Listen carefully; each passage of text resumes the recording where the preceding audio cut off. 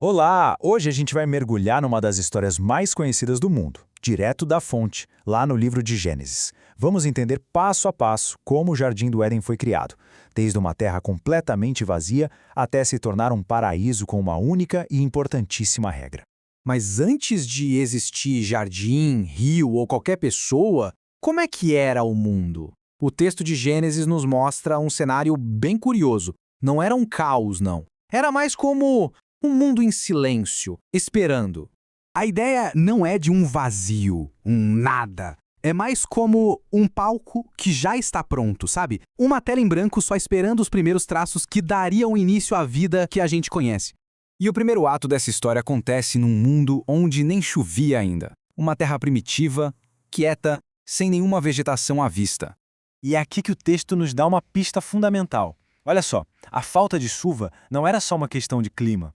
Ela estava diretamente ligada à falta de alguém para cuidar da Terra. Desde o comecinho já vemos essa conexão profunda entre o planeta e a humanidade. Então, o cenário era de uma ausência quádrupla. Não tinha planta, não tinha erva, não tinha chuva e não tinha gente. Isso pinta um quadro muito poderoso de um mundo com um potencial gigante, mas que ainda estava incompleto. Faltava a peça central para colocar tudo para funcionar. E o mais curioso é que a primeira umidade do mundo não vinha de cima, como a chuva, mas de baixo. Uma névoa que subia da própria Terra. Dá para imaginar essa cena? Um planeta silencioso, sempre úmido por causa desse vapor. E é nesse cenário silencioso e enivoado que a peça central finalmente aparece.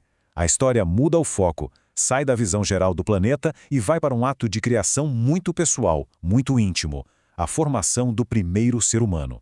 O processo é descrito em 3 passos bem marcantes. Primeiro, a forma física, o corpo, moldado do pó da Terra, uma conexão direta com o próprio planeta. Depois, o sopro do fôlego da vida, que é a faísca divina. E a união desses 2 elementos resulta numa alma vivente. É um ato de criação muito profundo e pessoal. Bom, com a humanidade em cena, o palco precisava de um cenário à altura, né? Não só a Terra como um todo, mas um lugar projetado especialmente para ela. Um paraíso construído com um propósito bem claro.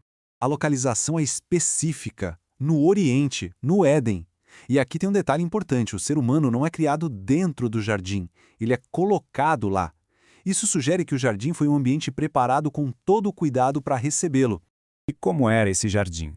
Ele foi pensado para atender a 2 coisas fundamentais, a beleza e a fome. Não era só um lugar funcional para sobreviver, era um lugar lindo para se viver, com árvores que eram agradáveis à vista e também boas para comida.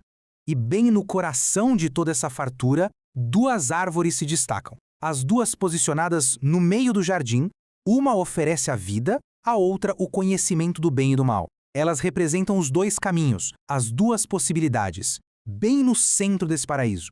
E para sustentar toda essa vida, a geografia é descrita em detalhes. Tudo começa com uma única fonte, um rio que nasce no Éden, rega o jardim e depois se divide em 4 braços, espalhando vida não só por ali, mas pelo mundo conhecido. E olha só como a narrativa se aprofunda nos detalhes geográficos. Os rios têm nome, Pisson, Gion, Hiddekel, que é o Tigre, e o Eufrates. As terras que eles percorrem e até os recursos, como ouro bom, são mencionados. O objetivo aqui era claro, fazer com que essa história de paraíso parecesse ancorada num mapa real e concreto para o público da época. Certo, agora a gente chega no ponto de virada. Com o cenário pronto e o protagonista em seu lugar, só falta uma coisa: a regra. A instrução que vai definir todo o futuro dessa história. E o papel da humanidade aqui é bem ativo, o que é surpreendente. Não era um paraíso para o descanso, mas para o trabalho com propósito. As palavras são lavrar e guardar, o que quer dizer cultivar, fazer florescer e também proteger. Uma grande responsabilidade desde o primeiro dia. A instrução começa com uma afirmação de liberdade e abundância quase que absolutas. A permissão é enorme. De toda a árvore do jardim comerás livremente. Uma provisão total. E então, no meio dessa liberdade quase infinita, vem a única restrição. Uma regra única e bem específica. O contraste é gritante. Permissão para tudo, menos o fruto de uma única árvore. E a consequência por quebrar essa regra é apresentada de forma direta, sem nenhuma ambiguidade. Desobediência significa mortalidade. O aviso foi dado, as cartas estão na mesa. E assim, o palco está montado.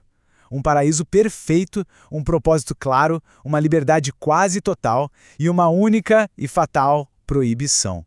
A questão que ecoa através dos tempos é: o que vem a seguir?